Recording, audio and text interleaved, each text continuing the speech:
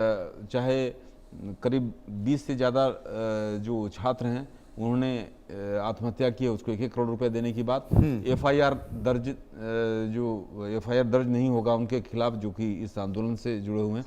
लेकिन धर्मेंद्र प्रधान के इस्तीफे को लेकर ये जो हमारे पास पुख्ता जानकारी, इस्तीफा नहीं होने जा रहा है, ये पुख्ता तौर पर मैं आपको इसको बता दूं।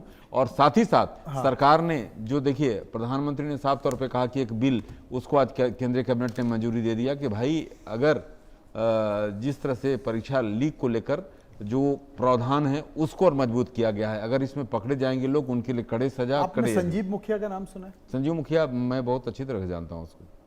परिचित है? परिचित नहीं है लेकिन मैं जानता हूँ उसको। अच्छा। उसके सीबीआई वाला मामला मैं देख रहा था, है ना? उस केस के अधिकारी, पेपर लीक में सीबीआई ने हुआ, ये पूरा मुख्य सरगना बताया गया। जो अधिकारी उसके खिलाफ एक सबूत नहीं मिला, संजीव मुखिया बाहर। देखो मन्नू जी, देखिए ये जो संकट है, संजीव मुखिया बाहर। नहीं, कार्रवाई होगी इसमें। मनोज जी, ये सरकार ने नहीं सरकार ने ये प्रावधान साफ तौर पे कर दिया है। आप जो कह रहे हैं आपकी बात सही है। व्यापम घोटाला, अरे आपकी बात नहीं, लेकिन ये पुरानी बातें हैं। सुनिए, अब जो है स्थिति नहीं होगी। अब जो है प्रधानमंत्री ने साफ तौर पे कहा है कोई भी आदमी बच नहीं पाएगा। और आपको देखिए, ये पहले व्यापम घोटाला या संजीव मुखिया की बात रहा हो, ये संजीव मुखिया ताजा मामला है। सीबीआई के नहीं मिला, कुछ नहीं मिला, दाग लगा है कि बॉस ऐसे जांच नहीं चलेगी। कुछ नहीं मिला। सीबीआई बरी हो गया, क्लीन चिट हो गई।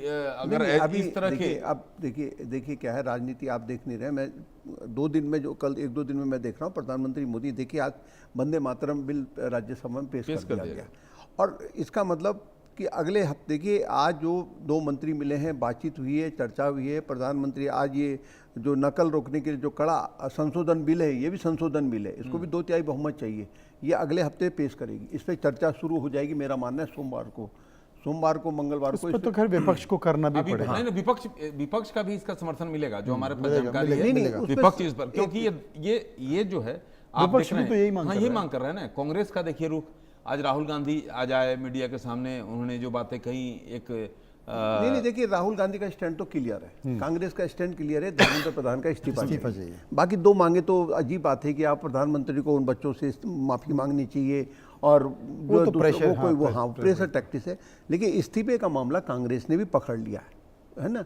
और जो देखिए, आप कांग्रेस को तो ये लग रहा था ना, नहीं कांग्रेस पूरी तौर पर हाईजेक जो है सीजेपी कर लिया है। नहीं राकेश, तो कांग्रेस जो है इरिलीवेंस लेकिन तो राहुल गांधी ने अपने कमाल लिया। सीजेपी ने भारत बंद की बात की थी, प्रदर्शन की बात की, कल कांग्रेस करने जा रही है, कैंडल मार्च कर रही है। लेकिन राकेश जी देखिए, कांग्रेस ने पूरे देश में, कांग्रेस जो है जिसे कहते हैं रिचार्ज एक्टिव हो गई है। प्रदर्शन हो रहे हैं, जगह जगह लाठी चार्ज हो रहा है, तमाम टकराव हो रहे हैं। यूपी से भी खबरें आई हैं, हालांकि यूपी में पुलिस ने उसे बहुत सख्ती से दबा दिया कुछ जगहों पर।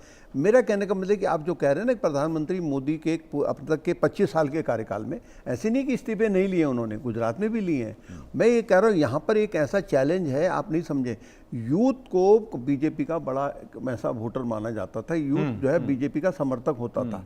अगर यूथ में अगर ये नारा, देखिए जब आप कह रहे हैं ना, इसको बहुत सीरियस सुनिए आप, 2019 में अनुच्छेद 370 पारित कराया था, इतना बड़ा मुद्दा था ये, देश में इतना बड़ा क्रांतिकारी कदम इस सरकार ने उठाया था, और एक गिलास नहीं गिरा, एक गिलास नहीं टूटा। नहीं, मैं आगे की बात नहीं कर रहा। ये उम्मीद थी कि इस अनुच्छेद 370 अयोध्या मंदिर के बनाने को लेकर बवाल हो जाएगा, क्रांति हो जाएगी देश में। अरे नहीं, मैं ये नहीं कह रहा हूँ। मैं कह रहा हूँ कि ये लगता था कि बीजेपी की लहर चलेगी, आंधी तूफान चलेगा, लेकिन ये अलग तरह का देश है। अनुच्छेद 370 के बाद अगस्त के महीने में 2020 में किसान आंदोलन हो गया, बड़ा लंबा चला।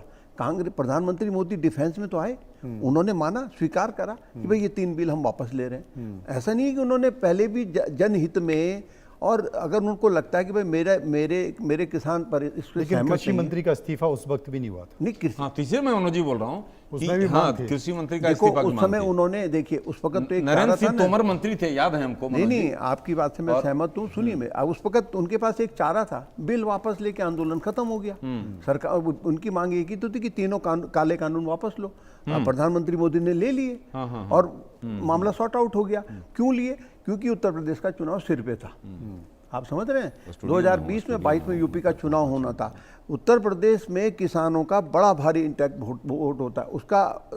उत्तर प्रदेश को लेकर आप सोचो कि उस टेंशन ने उत्तर प्रदेश को लेकर फिर कैबिनेट रिसफल हुआ, उसमें तमाम ओबीसी की राजनीति बीजेपी को करनी पड़ी और पूरी ताकत लगानी पड़ी उत्तर प्रदेश चुनाव में।